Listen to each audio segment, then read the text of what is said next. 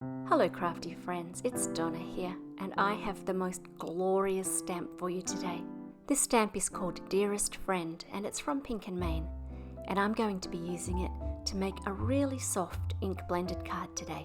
To start with, I'm going to put a little bit of powder onto a piece of Bristol Smooth cardstock, and then I'm going to stamp the butterfly using Versamark ink.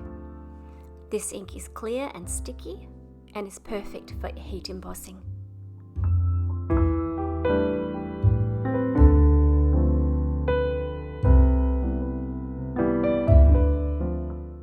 Once I'm confident that I have a good solid image, I'm going to sprinkle some white embossing powder over the whole image and shake it off onto a piece of scrap paper before putting the excess back into my little tub.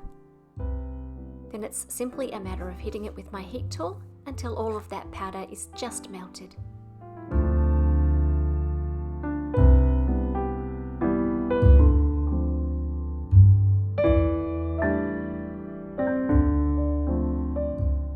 I'm using a combination of inks today. I have one Distress ink and one Distress oxide.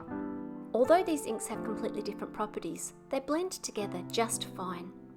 I'm using the outline of the butterfly to roughly dictate where I'm putting the different colours, but then I'm extending the blending off the edge of the butterfly and onto the paper behind, and just fading away towards the edges of the piece of card.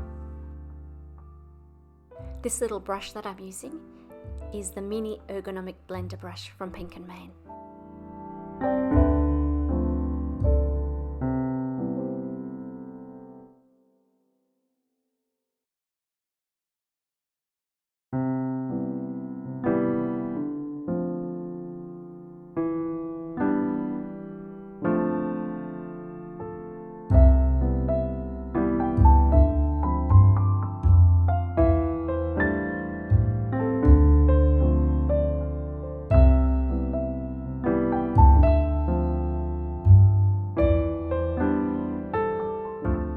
Once everything's blended, I'm going to use a cloth just to wipe the extra ink off the top of that white embossing powder, and it comes up beautifully clean.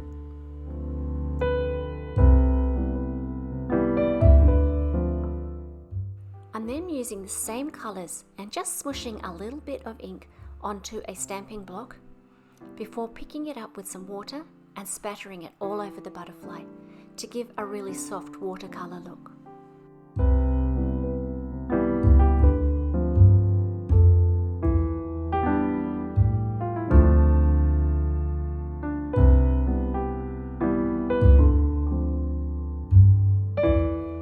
Next comes the sentiment and the layering.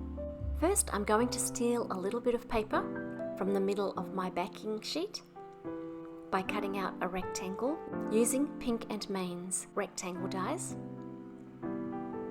I'm also going to use a stitched rectangle die to cut out my butterfly image. This sentiment that says "You are truly amazing" comes from the same butterfly stamp set.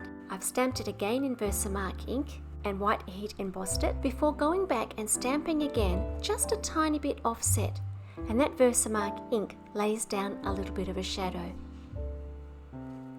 This paper that I'm using is a little bit textured, so I just needed to use my white pen to fill a few little gaps in the stamping. Now that all my elements are complete, I'm going to layer it up and construct the card.